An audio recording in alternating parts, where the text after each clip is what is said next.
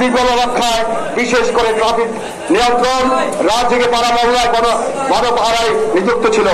পরবর্তী সরকার নিজস্ব বাহিনীগুলোকে পুনর্বিন্যাস করে প্রশাসন যখন স্থিতিশীল হয় তখন আমরা ঘরে ফিরে যাই।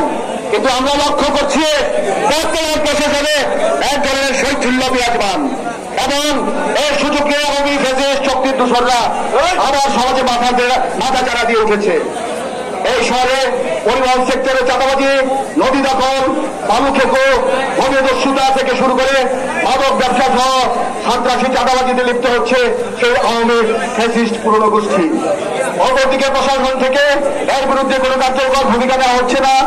ফ্যাসিবাদ বিরোধী আন্দোলনের শহীদদেরও আমাদের কাছে রাষ্ট্র হিসেবে বাংলাদেশের অপরিসীম ঋণ রয়েছে। আমরা অত্যন্ত দুঃখ ভারতবর্ষের হৃদয়ে লক্ষ্য করছি শহীদদের পরিষদে বাংলাদেশ সরকারের প্রশাসন আশানুরূপ ভাবে তাদের দায়িত্ব পালন